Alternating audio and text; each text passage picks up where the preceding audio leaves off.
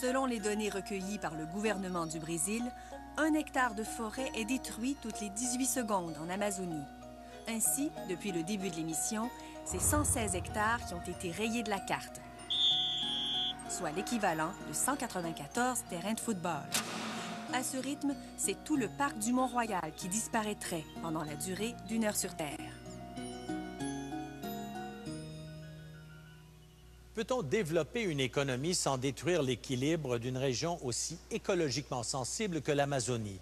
Le Brésil peut-il renverser le courant, devenir un exemple pour l'humanité? Voici le combat d'un homme qui risque sa vie parce qu'il croit que c'est possible.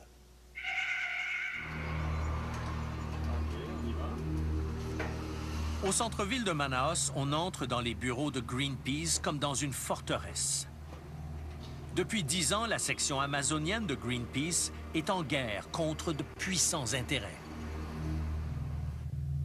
Le directeur de l'organisation, Paulo Adario, se bat contre les responsables de la déforestation de l'Amazonie. Un combat qui lui a valu plusieurs menaces de mort, mais qui donne des résultats. Ce qui est en gris ici, c'est tout ce qui a été déboisé. Déboisé. Ce qui est en rouge et orange, c'est des nouvelles forestations. En 10 ans, avec son équipe de chercheurs, il a documenté à l'aide d'images satellites l'évolution de la déforestation en Amazonie. Quand on croit que c'est assez important, on va voir. Quand l'alerte est déclenchée, l'équipe de Greenpeace survole la région ciblée dans son propre avion pour documenter la destruction par des images du haut des airs.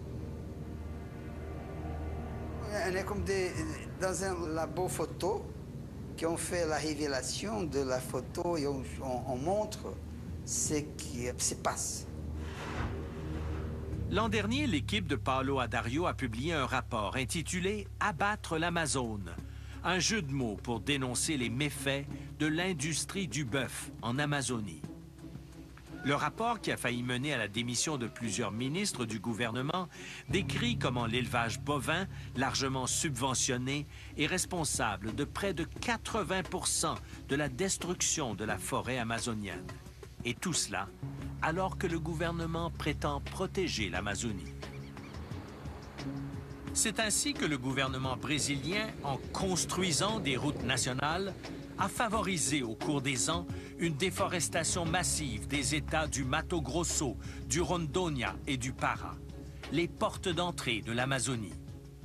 Toute cette région où on a des routes, on a des solutions. Paulo Adario nous montre sur la carte un arc de cercle en rouge qui illustre les progrès de la déforestation liés à l'élevage bovin.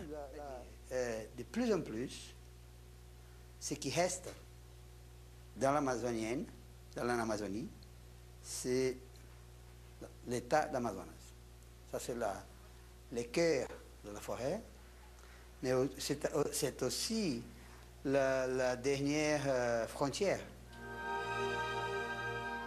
Il craint maintenant que les grands responsables de la déforestation ne s'attaquent à l'état d'Amazonas, cette région immense de l'Amazonie restée pratiquement vierge parce qu'aucune route terrestre ne la reliait au reste du Brésil.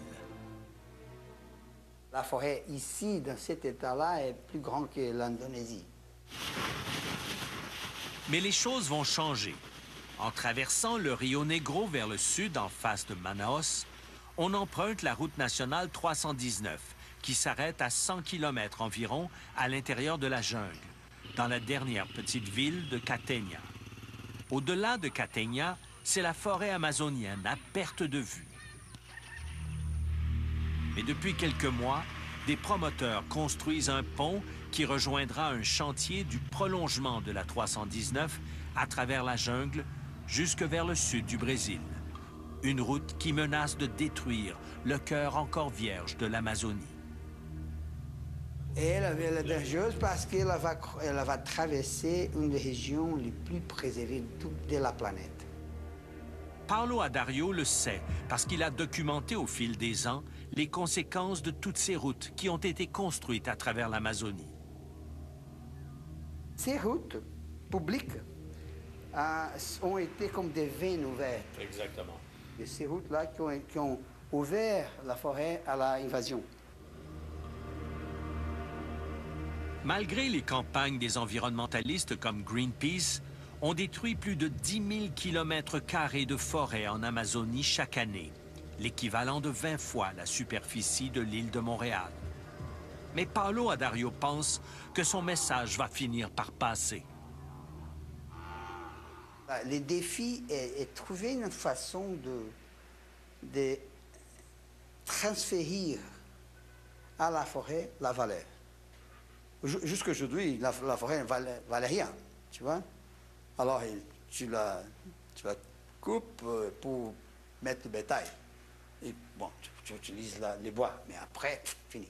Si on perd ces forêts, mais on va perdre aussi les zones, les terres les plus riches du Brésil, l'Amérique du Sud. Il propose de créer un fonds mondial pour subventionner ceux qui renoncent à détruire la forêt et des programmes d'exploitation durable.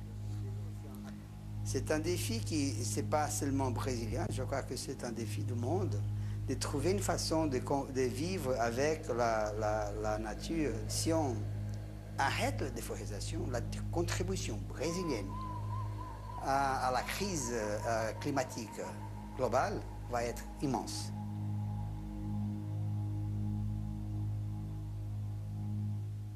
Nous avons invité aujourd'hui quelqu'un qui se passe de présentation puisque depuis au moins 10 ans, il a été un des principaux porte-parole ici de la lutte pour sauver la planète. D'abord au sein de Greenpeace et puis au sein de l'organisme équitaire qu'il a contribué à fonder. Il est aussi une des voix des ONG de la planète en vue du sommet des Nations Unies sur les changements climatiques qui doit avoir lieu à Copenhague en décembre prochain.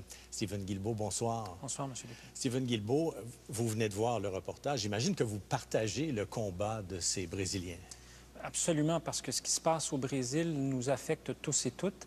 Si on tient compte des émissions de gaz à effet de serre qui sont liées à la déforestation, le Brésil passe du 8e rang en termes des plus grands émetteurs au 4e rang, donc derrière la Chine, les États-Unis. Alors, ça en fait un des principaux émetteurs de gaz à effet de serre de la planète. Alors, la lutte pour la protection de la forêt en Amazonie, c'est une lutte qui nous concerne tous et toutes. Et notre capacité à s'attaquer au problème du réchauffement de la planète et des changements climatiques passera inévitablement par des politiques beaucoup plus agressives en matière de protection de la forêt, en Amazonie comme ailleurs. Mais justement, ce qui est un peu déprimant dans tout ça, c'est que malgré les intentions du gouvernement Lula, les mouvements écologistes là-bas, on s'aperçoit qu'on ne peut pas faire du développement sans détruire la forêt. C'est un grand défi. Il faut complètement revoir nos façons de faire et je pense qu'on est en train d'assister au premier balbutiement de ça. Dans le cadre des plans de relance de l'économie, par exemple, il y a des pays comme la Chine qui ont investi 36 % de leur plan de relance de l'économie dans l'économie verte. À Copenhague, un des enjeux de la négociation sera notre capacité collective, planétaire, à protéger des forêts comme la forêt amazonienne, celle en Indonésie. Et les États-Unis, Barack Obama, dans le cadre de son plan de lutte au changement climatique, a annoncé qu'il serait prêt à investir des milliards de dollars. L'Union européenne veut faire de même, le Japon. Et je pense que tout le travail des gens comme Paulo au Brésil commence à porter fruit. Alors, à court terme, un des défis de l'humanité, c'est Copenhague, vous l'avez évoqué. Et entre-temps, il y a des groupes qui, eux, ont décidé de passer à l'action depuis